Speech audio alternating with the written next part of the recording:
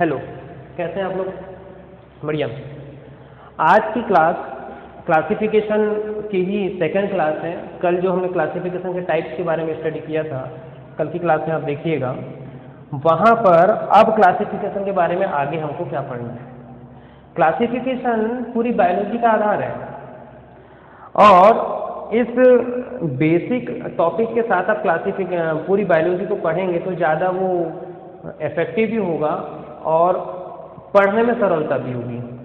ठीक है, अब बात ये आती है कि इस क्लासिफिकेशन में हमको पढ़ना क्या है। तो सबसे पहले क्लासिफिकेशन में अलग अलग समय पर क्लासिफिकेशन में क्या क्या बदलाव आए या अलग अलग टैक्सोनॉमिस्ट ने क्लासिफिकेशन में क्या क्या चेंजेस लाए, वो आज की हम क्लास में डील करने वाले हैं। ठीक है, सबसे पहला आज हम क्लासिफिकेशन स्टार्ट कर रहे हैं किंगडम क्लासिफिकेशन, जिसके बारे में हम बात करने जा रहे हैं। ये किंगडम क्लासिफिकेशन स्टार्ट होता है, सबसे पहला क्लासिफिकेशन है आपका 2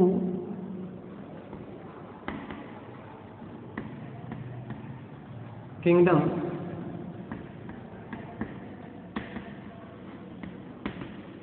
क्लासिफिकेशन। 2 किंगडम क्लासिफिकेशन क्या है, जिसमें ये क्लासिफिकेशन में हम किसको डील कर रहे हैं? क्लासिफिकेशन में हम कर रहे हैं बायोलॉजी को। और ये बायोलॉजी क्या है? बायोलॉजी है आपका लिविंग वर्ल्ड। ये पूरा जितना जो जीवित समुदाय है इस पृथ्वी पर, पृथ्वी के अलावा भी जहाँ पर भी जीवन होगा, वो संपूर्ण किसके अंतर्गत आता है? वो इस बायोलॉजी के अंतर्गत आता है। तो उस बायोलॉजी को 2 प्रमुख भागों में बांटने का जो सबसे पहला काम हुआ वो 2 किंगडम क्लासिफिकेशन के बारे में 2 किंगडम क्लासिफिकेशन के साथ हुआ। वास्तविक रूप से किंगडम होते क्या हैं? ये जो किंगडम हम बार बार बुक में पढ़ते हैं या पढ़ने में आता है, एक्चुअल में किंगडम है क्या? ये किंगडम एक बहुत बड़ा क्षेत्र होता है, बहुत बड़ा एरिया, जिसमें बहुत सारी चीज़ों को इंक्लूड कर दिया गया। तो सबसे पहले वैज्ञानिक कैरोलस लिनियस के द्वारा इस लिविंग वर्ल्ड को 2 किंगडम में डिवाइड किया। कि कैरोलस लिनियस ने हमको ये बता दिया, सब ये याद होना चाहिए कि 2 किंगडम क्लासिफिकेशन किसने दिया। 2 किंगडम क्लासिफिकेशन देने वाले जो साइंटिस्ट थे उनका नाम था कैरोलस लिनियस। ये कैरोलस जो लिनियस हैं ये बहुत बार चर्चा में आ चुके हैं, बहुत बार आपने पढ़ा है इनके बारे में। अब तक की क्लास में कैरोलस लिनियस के बारे में हमने पढ़ा और आगे भी पढ़ेंगे। तो यहाँ पर 2 किंगडम क्लासिफिकेशन को देने वाले जो साइंटिस्ट या टैक्सोनॉमिस्ट आप बोल सकते हैं इनको, कैरोलस लिनियस थे। तो इन्होंने किया क्या? इस लिविंग वर्ल्ड को, इस बायोलॉजी को 2 प्रमुख क्षेत्रों में विभाजित कर दिया और इनके द्वारा विभाजित किए जाने वाले 2 प्रमुख किंगडम क्या थे? तो सबसे पहला जो किंगडम है इनके द्वारा विभाजित किया जाने वाला वो था प्लांट, और दूसरा जो किंगडम है इनके द्वारा विभाजित करने वाला वो था एनिमेलिया। कि कैरोलस लिनियस ने हमें ये बता दिया कि ये जो पूरी पृथ्वी पर पाया जाने वाला जो जीवन है वो केवल दो ही बड़े ग्रुप, जिसको हम किंगडम के नाम से जानते हैं, उसमें डिवाइड है। इसको हम या तो प्लांटी में रख दें या तो हम एनिमेलिया में रख दें। अब प्लांटी एंड एनिमेलिया ये बहुत ही पढ़ी हुई चीज़ें हैं अपनी, इसको आप अलग से भी पढ़ सकते हैं। ठीक है, अभी हम किंगडम के बारे में बात करेंगे। दूसरा जो किंगडम क्लासिफिकेशन आया, किसी साइंटिस्ट को ये लगा कि नहीं, इसके अलावा भी बहुत सारी ऐसी चीज़ें हैं जो कैरोलस लिनियस के द्वारा छोड़ दी गई होगी। बात समझ में आ रही है? इसके अलावा भी बहुत सारी ऐसी चीज़ें हैं जो शायद लिनियस के द्वारा छोड़ दी गई होगी, या उसको ऐसा हो सकता है कि लिनियस के वर्गीकरण करने के बाद या क्लासिफिकेशन करने के बाद उन चीज़ों की खोज हुई होगी, तो उसको फिर से नया क्लासिफिकेशन के रूप में इंक्लूड करना आवश्यक है। क्योंकि स्टडी यदि आप कर रहे हैं, स्टडी पर्पज से आप यदि देख रहे हैं, तो हर चीज़ को इंक्लूड करने से तो कोई भी जो सब्जेक्ट है वो उतना विस्तृत होते चले जाता है। यदि किसी विषय को हमको बढ़ाना है तो नई नई खोजों को उसमें इंक्लूड करते चलें तो वो उसमें नॉलेज भी बढ़ेगा और नई नई जानकारी भी हमको मिलती चली जाएगी। तो ये 3 किंगडम क्लासिफिकेशन जो था, ये अगला किंगडम क्लासिफिकेशन आया। इस 3 किंगडम क्लासिफिकेशन में एक नई चीज इसमें जोड़ दी गई। तो पहली क्या चीज थी इसमें? प्लांटी। ये तो पहले से ही थी, लिनियस के द्वारा विभाजित किया गया प्लांटी। वो इसमें भी इंक्लूड है। दूसरा जो ग्रुप इसमें रखा गया, ये रखा गया किसमें, एनिमेलिया में। और तीसरा जो विभाजन करने वाला जो ग्रुप था, वो इसमें नया एक ग्रुप जुड़ा, उसका नाम पड़ गया प्रोटिस्टा। प्रोटिस्टा। तो इस तरीके से 3 किंगडम क्लासिफिकेशन में 3 प्रमुख किंगडम कौन से बने, प्लांटी बना, एनिमेलिया बना और प्रोटिस्टा बना। ठीक है, प्लांटी, अब प्लांट और एनिमल के बारे में तो हमको पता है, लेकिन ये प्रोटिस्टा ऐसे कौन सा ग्रुप था या ऐसा कौन सा समूह था, ऐसा कौन सा किंगडम था जिसको इंक्लूड करना पड़ा और 2 किंगडम क्लासिफिकेशन को थोड़ा सा मॉडिफाइड करना पड़ा। तो हम बात करने जा रहे हैं किसकी, प्रोटिस्टा की। कुछ तो नई बात रही होगी ना प्रोटिस्टा में, जिसके कारण इन दोनों से अलग समूह में इसको बनाया गया। सबसे पहले उस वैज्ञानिक का नाम आप नोट कर लेंगे जिन्होंने 3 किंगडम क्लासिफिकेशन देने का प्रयास किया। इनका नाम था अर्नेस्ट हैकल। अर्नेस्ट हैकल, और भी इनके साथ एक अर्नेस्ट हैकल। ठीक है, अर्नेस्ट हैकल ने 3 किंगडम क्लासिफिकेशन दिया। फिर से रिवाइज करो, अर्नेस्ट हैकल के द्वारा 3 किंगडम क्लासिफिकेशन में प्लांटी, एनिमेलिया एंड प्रोटिस्टा समुदाय को रखा गया। अब हमको बात करना है कि प्रोटिस्टा में ऐसे कौन से ऑर्गेनिज्म थे, कौन से जीवधारी थे जिनको इसमें इंक्लूड करने की आवश्यकता आन पड़ी। तो वो ग्रुप में यहाँ पर इस प्रोटिस्टा में रखे गए बैक्टीरिया, इसमें रखे गए एल्गी, इसमें रखे गए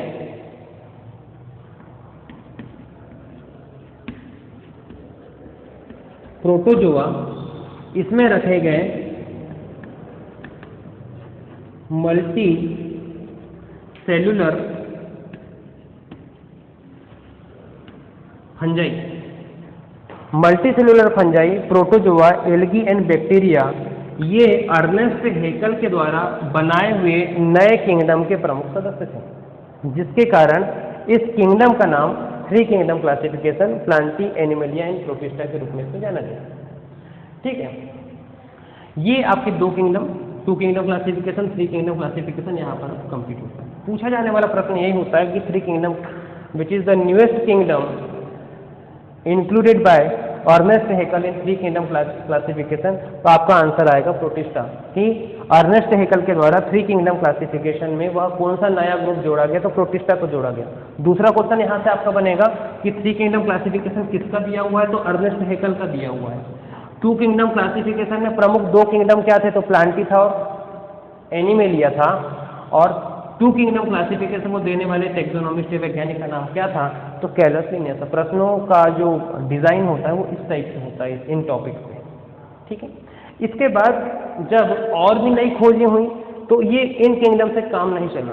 तो इन किंगडम से काम नहीं चला तो फिर क्या, फिर से एक नया किंगडम क्लासिफिकेशन लाओ। तो यहाँ पर अब हम पढ़ने जा रहे हैं तीसरा किंगडम क्लासिफिकेशन। उस किंगडम क्लासिफिकेशन को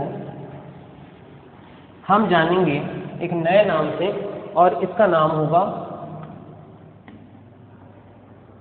4 किंगडम क्लासिफिकेशन।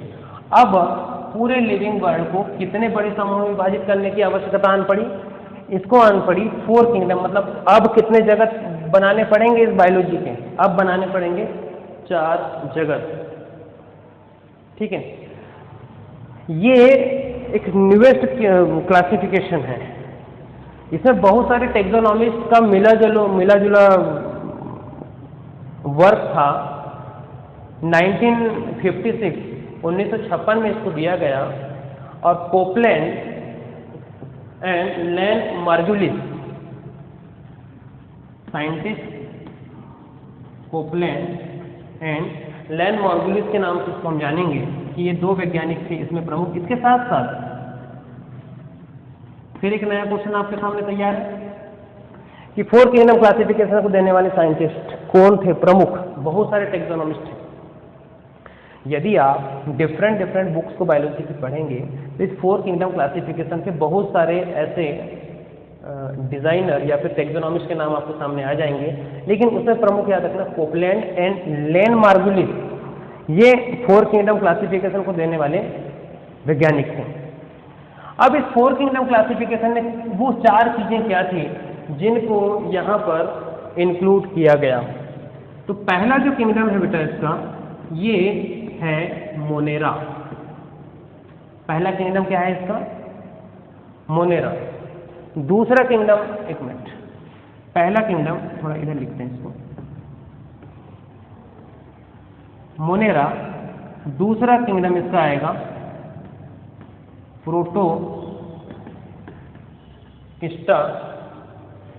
इसका जो थर्ड किंगडम आएगा प्लांटी, एंड फोर्थ किंगडम आएगा आपका animalia. Animalia, Plantae and animalia ये आपके साथ शुरू से लेकर चले आ रहे हैं। 2 किंगडम क्लासिफिकेशन में भी था, 3 किंगडम क्लासिफिकेशन में प्लांटी एनिमेलिया ही था यहाँ, लेकिन प्रोटोस्टा उसमें था। यहाँ पर 2 चीजें आपको नहीं मिली, तो मेन फोकस आपको किस पर करना है? मोनेरा पर करना है और प्रोटोकिस्टा पर करना है। तो ये प्रोटोकिस्टा में किन किन चीजों को रखा गया? सबसे पहले हम बात करते हैं मोनेरा की। मोनेरा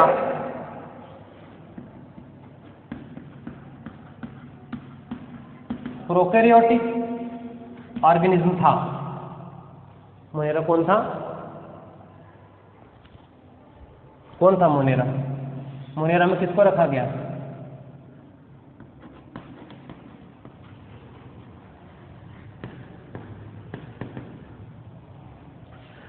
प्रोकैरियोटिक ऑर्गेनिज्म को किस में रखा गया? मोनेरा में रखा गया। ठीक है। और साथ ही साथ इसमें यदि आपको समझ में नहीं पड़ रहा हो तो इसमें आप एग्जाम्पल ले सकते हैं किसका? बैक्टीरिया का। किसका? बैक्टीरिया का, जो कि सिंपल सेल के नाम से हम इसको जानते हैं। तो पहला किंगडम मोनेरा। ठीक है। अभी दूसरा किंगडम इसमें जो है ये है प्रोटोकिस्टा। ठीक है। इसमें किसको इंक्लूड किया गया? तो कंसिस्ट यूकैरियोटिक। यूकैरियोटिक किस में रखा गया? यूकैरियोटिक में कौन? यूकैरियोटिक में तो एनिमल भी, हम भी हैं, प्लांट्स भी, उनको रखा गया नहीं। कंसिस्ट यूकैरियोटिक में यहां पर हम बात करेंगे एल्गी, यहां पर हम बात करेंगे फंजाई, एल्गी, फंजाई, और साथ ही साथ यहां पर और एक चीज इंक्लूड की गई वैज्ञानिकों के द्वारा, प्रोटोजोआ की। तो प्रोटोकिस्टा जो था, ये प्रोटोकिस्टा को थोड़ा इंपॉर्टेंट लेकर चलना है, क्योंकि आगे आने वाले जो वेरिएशन आएंगे, 5 kingdom classification, 6 kingdom classification, 3 domain classification, तो वहां पर प्रोटोकिस्टा का बहुत इंपॉर्टेंट रोल होता है। ठीक है। अब बात आती है किसकी? प्लांटी की। तो ये बात बताने वाली बिल्कुल नहीं है कि प्लांट्स में कौन होंगे। इसमें कौन होंगे? कंसिस्ट ग्रीन प्लांट्स, हरे पौधों को रखा गया है इसमें। और यहाँ पर जब हम बात करते हैं एनिमल्स को, तो यहाँ पर एनिमल्स को रखा गया। यूकैरियोटिक सेल दोनों हैं, प्लांट भी है, एनिमल भी है, लेकिन यहाँ पर एनिमल क्या होते हैं? एनिमल एक्चुअल में क्या होते हैं? एनिमल की जो सेल होती है ये फॉर्म होती है किससे? जाइगोट के फॉर्म में। एम्ब्रियोलॉजिकल या एम्ब्रियोलॉजी की जब क्लास चलेगी तो वहाँ पर इस जाइगोट के बारे में फिर से हमको पढ़ना है। फिर भी जाइगोट होता क्या है समझने वाली बात है। Male sperm and female ovum, इन दोनों के फ्यूजन से जो एक नया सेल बनता है, नए जीवधारी का जन्म होता है, ये कहलाता है जाइगोट। और यही जाइगोट आगे आने वाले जंतु को, इसका मतलब एनिमल को जन्म देता है। तो इस तरीके से प्लांट और एनिमल दोनों अलग अलग होते हैं। प्लांट सेल जो होती है वो क्लोरोप्लास्ट होने के बावजूद भी, क्लोरोप्लास्ट होने के कारण एनिमल सेल से अलग होती है। प्रोटोकिस्टा इसका सेकंड किंगडम था। इसमें हमने यूकैरियोटिक कोशिकाओं को तो रखा, यूकैरियोटिक ये भी है, लेकिन ये यूकैरियोटिक में थोड़ा सा विभिन्न, इनसे थोड़े कम विकसित को रखा गया, एल्गी, फंजाई और प्रोटोजोआ को रखा गया। जबकि जो मोनेरा थे इसमें प्रोकैरियोटिक ऑर्गेनिज्म को यहाँ पर बैक्टीरिया के साथ रखा, बैक्टीरिया जो है उनको प्रोकैरियोटिक ऑर्गेनिज्म के रूप में रखा गया। तो इस तरीके से 4 किंगडम क्लासिफिकेशन में मोनेरा, प्रोटोकिस्टा, प्लांटी एंड एनिमेलिया, ये 4 किंगडम को इंक्लूड किया गया। याद रखना 1956 में दिया गया ये क्लासिफिकेशन, और बहुत सारे वैज्ञानिकों का इसमें योगदान था, लेकिन लैन मार्गुलिस और कोपलैंड ये 2 प्रमुख वैज्ञानिक इसमें आए। इसको नोट कर लीजिए, इंपॉर्टेंट है।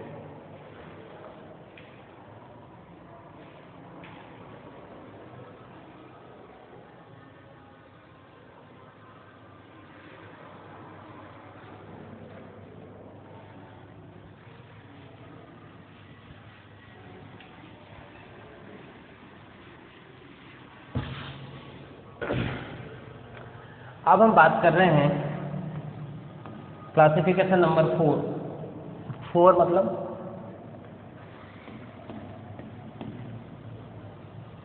5।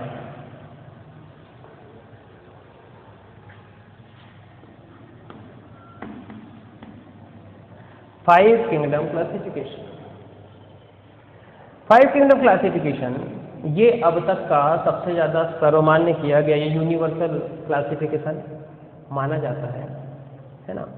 और इस 5 किंगडम क्लासिफिकेशन को देने वाले वैज्ञानिक, ये तो आप कंठ से याद ही कर लीजिए, R.H.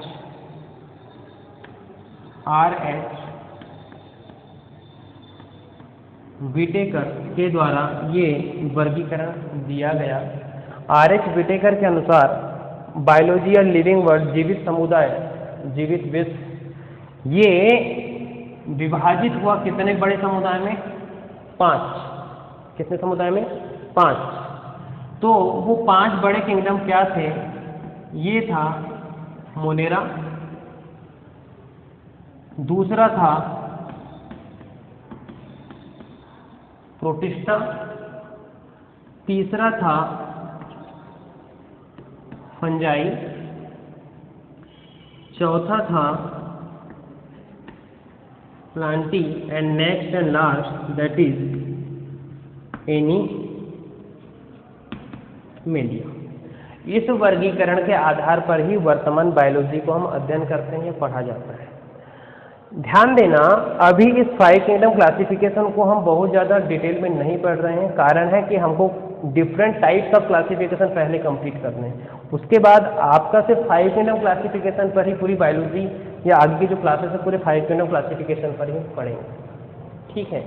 Monera, protista, fungi, Plantae and animalia, these are the 5 kingdom of the 5 kingdom classification that is given by R.H. Whittaker. किसने दिया इसको? R.H. विटेकर ने इसको दिया। ठीक है।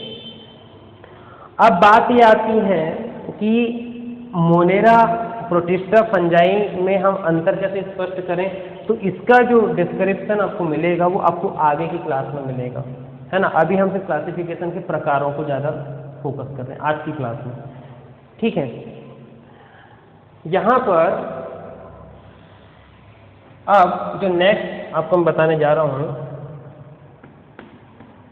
6 किंगडम क्लासिफिकेशन। कौन सा क्लासिफिकेशन? 6 kingdom classification. तो 6 किंगडम क्लासिफिकेशन क्या? 6 किंगडम क्लासिफिकेशन में किन चीजों को रखा गया बताएंगे? 6 किंगडम क्लासिफिकेशन के साथ आपको मैं एक साथ इसके साथ 2 चीज पढ़ा रहा हूँ। 3 डोमेन क्लासिफिकेशन। कौन सा क्लासिफिकेशन? 3 domain classification. ये डोमेन और किंगडम में अंतर क्या है, ये साथों साथ जैसे जैसे हम पढ़ते चले जाएंगे वैसे वैसे आपको ये अंतर समझ में आ जाएगा। इसको नोट कर लीजिए, 3 डोमेन क्लासिफिकेशन एंड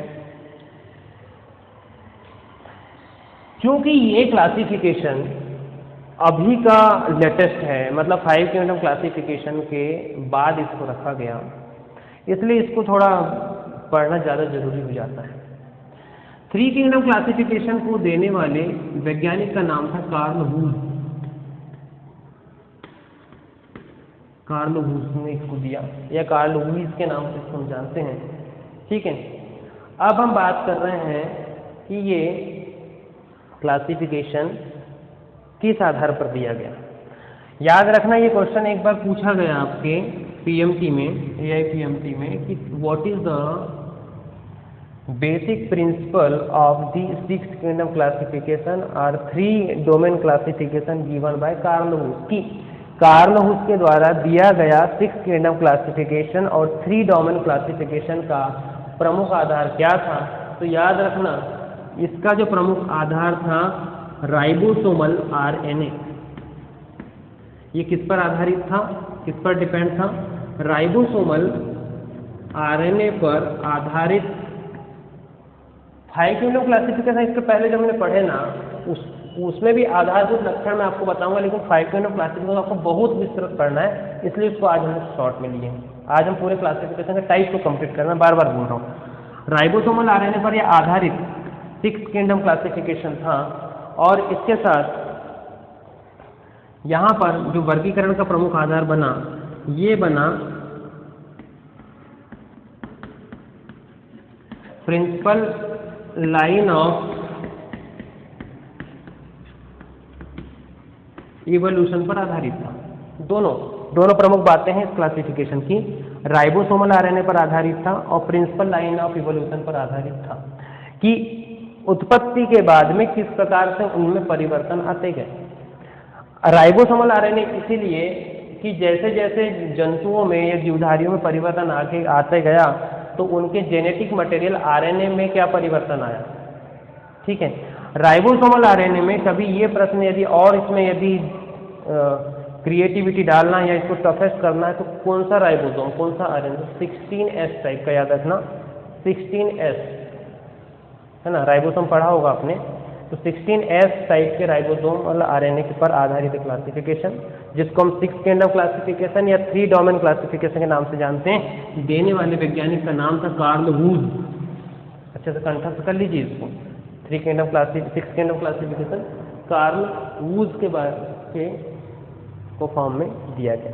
तो अब हम जानेंगे इसके बाद ये 6 किंगडम कौन कौन थे कि जिनमें कि 5 किंगडम क्लासिफिकेशन जो था उससे कार्ल वुज संतुष्ट नहीं हुए, कि बोले नहीं इसके अलावा भी कुछ चीज़ें ऐसी हैं जो छूट गई। तो वो कौन सी चीज़ें छूटी हैं या क्या नई चीज़ इन्होंने क्लासिफिकेशन के इतिहास में जोड़ने का प्रयास किया, उसको अब हम आगे देखते हैं। तो यहाँ पर ध्यान देना, मैं यहाँ पर किंगडम के नाम लिख रहा हूँ। किंगडम 6 किंगडम आपके सामने आएंगे अभी। एक सबसे पहला जो किंगडम है ये था आर्कीबैक्टीरिया या आर्किया।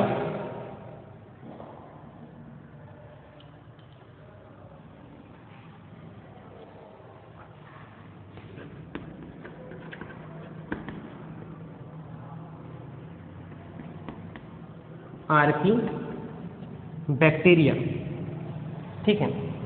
दूसरा किंगडम इनके पास था, ये था आर्की बैक्टीरिया के बाद में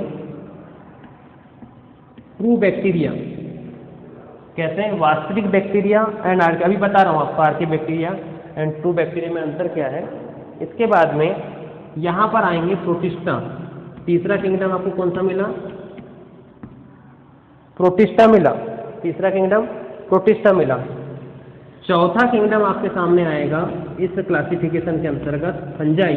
मैंने आपको पिछली क्लास में पिछली आप क्लासेस देखेंगे जब हमने बायोलॉजी को देखा था तो वहाँ पर फंजाई को और एक नाम से जानते हैं, ये बताया था। कई बार कंफ्यूजन करने के लिए वो फंजाई ने लेकर माइकोटा देता है, तो माइकोटा एंड फंजाई एक ही है, उसका दूसरा नाम से उसको हम याद करते हैं, बोलते हैं Archie bacteria, true bacteria, protista and fungi. ये 4 हो गए आपके सामने।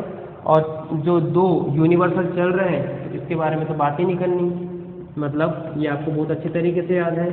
तो इसमें एक है प्लांटी और दूसरा इसमें क्या आएगा? एनिमेलिया आएगा। हो गए आपके 1 2 3 4 5 एंड 6। तो ये था 6 किंगडम क्लासिफिकेशन।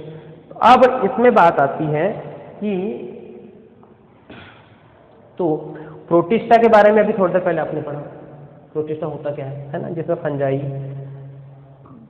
एल्गी, इन सब प्रोटोजोअन इनको रखा जाता है। तो ये true bacteria and archaebacteria, इन दोनों को कैसे आर्की बैक्टीरिया की जो उत्पत्ति हुई थी ये ओल्ड पुराने समय में हुई थी और इनको या इन्हें एंशिएंट बैक्टीरिया के नाम से हम जानते हैं। एंशिएंट बैक्टीरिया जो पुराने बैक्टीरिया थे जिनकी उत्पत्ति किसके साथ, जीवन की उत्पत्ति के साथ हुई, उनको थोड़ा सा उनमें मॉडिफिकेशन आया तो उसको हमने ट्रू बैक्टीरिया की कैटेगरी में रख दिया, प्रोटिस्टा में रख दिया, फंजाई मायोकोटा, प्लांटियन, एनिमेटियन। तो ये तो क्लियरेंस आया आपका कि इसको हम 6 किंगडम क्लासिफिकेशन इसलिए बोलते हैं ना क्योंकि इस किंगडम क्लासिफिकेशन में 6 किंगडम है। लेकिन इस 3 डोमेन का क्या मतलब है कि इस 3 डोमेन का एक चीज याद रखना, डोमेन जो होता है वो थोड़ा सा किंगडम से और थोड़ा सा अपग्रेड मतलब बड़ा, मतलब उसमें और 2-3 चीजों को इंक्लूड कर लिया जाता है। ठीक है, तो यहां पर अब मैं यहां पर डोमेन लिख रहा हूं, आपको पता भी तो हो ये 3 डोमेन का नाम क्या है। तो ये 3 डोमेन में सबसे पहला जो डोमेन का नाम है इसका नाम है आर्किया। सबसे पहला जो डोमेन है इसका नाम क्या है, आर्किया, है ना। दूसरा जो डोमेन है इसका नाम है बैक्टीरिया। दूसरा जो नाम है इसका नाम क्या है, बैक्टीरिया। और तीसरा जो नाम है इसका नाम है यूकेरिया। आर्किया, बैक्टीरिया, यूकेरिया, ये 3 किंगडम डोमेन है और 3 डोमेन जो हैं वो किंगडम के साथ किस तरीके से कोरिलेशन को या किस प्रकार के संबंध को दर्शाते हैं वो हम देखते हैं कि डोमेन और किंगडम में रिलेशनशिप कैसी है। तो वहां पर याद रखना कि जो आर्की बैक्टीरिया है, आर्की बैक्टीरिया, इसमें मैं यहाँ पर ब्रैकेट में लिख दे रहा हूँ कि इसमें किन किन चीज़ों को इंक्लूड या समाहित किया गया। इनमें किया गया आर्की बैक्टीरिया, मतलब आर्की बैक्टीरिया कहाँ पर आ गया इसमें। और बैक्टीरिया में कौन कौन आ गए, बैक्टीरिया में किसको, ठीक है, बैक्टीरिया में नंबर यहाँ पर जो हम बात कर रहे थे ट्रू बैक्टीरिया की, फिर हम बात करेंगे प्रोटिस्टा की, फिर हम बात करेंगे फंजाई की और फिर हम बात करेंगे प्लांटी की। तो 4 चीजें खत्म हो गई, 1 2 3 4, ठीक है। और नहीं, true bacteria, protista, fungi and Plantae, ये 4 हो गए। आर्की बैक्टीरिया 5 और यूकेरिया में इंक्लूड किया गया एनिमेलिया किंगडम। इस तरीके से 6 किंगडम क्लासिफिकेशन 3 डोमेन क्लासिफिकेशन के साथ अपने संबंध को दर्शाता है। तो कंफ्यूज होने वाली स्थिति बिल्कुल नहीं होनी चाहिए कि 6 किंगडम क्लासिफिकेशन कब बोलेंगे और 3 डोमेन क्लासिफिकेशन किसे बोलेंगे। तो 3 डोमेन इन किंगडम्स को फिर एक डोमेन मतलब बड़े किंगडम से के एरिया में इसको फिर से डिवाइड किया गया। तो वहाँ पर ये आर्किया, बैक्टीरिया एंड यूकेरिया के 3 कैटेगरी में आए, जिसमें इन 3 जो 6 किंगडम थे ये क्लासिफिकेशन के रूप में आपको जोड़ दिए गए। ठीक है, यहाँ पर 6 किंगडम क्लासिफिकेशन या 3 डोमेन क्लासिफिकेशन का जो बेसिक नॉलेज था वो मैंने आपको बता दिया। एक चीज और याद रखना, 6 किंगडम क्लासिफिकेशन को देने वाले जो वैज्ञानिक थे वहां पर एक और नया क्लासिफिकेशन सामने आया, लेकिन वो इतना इंपॉर्टेंट नहीं है। एक और 6 किंगडम क्लासिफिकेशन आपको मिलेगा, लेकिन वो 6 किंगडम क्लासिफिकेशन कार्लोवुस का नहीं है। कार्लोवुस के 6 किंगडम क्लासिफिकेशन को याद रखना, 6 किंगडम क्लासिफिकेशन को 3 डोमेन क्लासिफिकेशन के नाम से भी जाना जाता है। लेकिन और एक क्लासिफिकेशन आपको है 6 किंगडम क्लासिफिकेशन, जो अकेला किसी और एक दूसरे साइंटिस्ट ने दिया। वहां पर 3 डोमेन क्लासिफिकेशन इंक्लूड नहीं होता। ठीक है, इसको पहले आप नोट करो।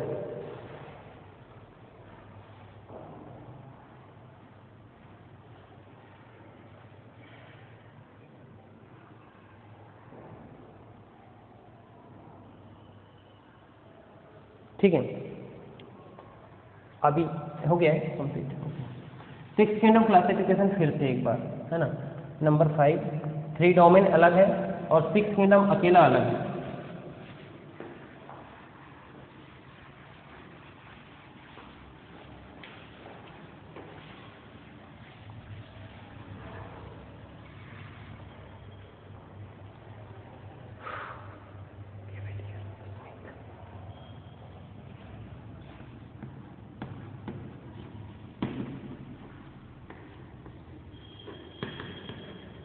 कैवेलियर स्मिथ के द्वारा दिया गया 6 किंगडम क्लासिफिकेशन, है ना। अभी 6 किंगडम क्लासिफिकेशन से मैं आपको नाम बताकर इसको सॉर्ट आउट करके खत्म करेंगे। सबसे पहला जो किंगडम है इसमें है बैक्टीरिया। पहला जो किंगडम 6 किंगडम में इसने रखा ये बैक्टीरिया। दूसरा लिखेंगे इसमें प्रोटोजोआ। दूसरा क्या है? प्रोटोजोआ। तीसरा है इसमें क्या? क्रोमिस्टा। फिर है इसमें फंजाई, प्लांटी एंड एनिमेलिया। ये 6 किंगडम क्लासिफिकेशन है। अभी ये किंगडम क्लासिफिकेशन जस्ट लेटेस्ट दिया हुआ है, इसलिए इसको अभी उतना इम्पोर्टेंस हम क्लासिफिकेशन में नहीं देते हैं, ठीक है। तो आज की जो आपकी क्लास थी वो डिफरेंट टाइप के क्लासिफिकेशन के टाइप की क्लास थी, ठीक है। इसकी अगली क्लास में हम स्टडी करेंगे 5 किंगडम क्लासिफिकेशन। किस किंगडम की? 5 किंगडम क्लासिफिकेशन की जो स्टडी हम करेंगे वो डिटेल स्टडी करेंगे, क्योंकि लिविंग बर्ड का अब तक का सबसे सर्वमान्य या सबसे यूनिवर्सल अभी लेटेस्ट क्लासिफिकेशन 5 किंगडम क्लासिफिकेशन को मानते हैं, ठीक है। आपके जो इस टॉपिक में जो क्वेश्चंस होंगे वो आप मैसेज के फॉर्म में भिजवा देंगे, फिर उसको हम नेक्स्ट क्लास में आपके आंसर दे दी जाएंगे, ठीक है। Okay, thank you.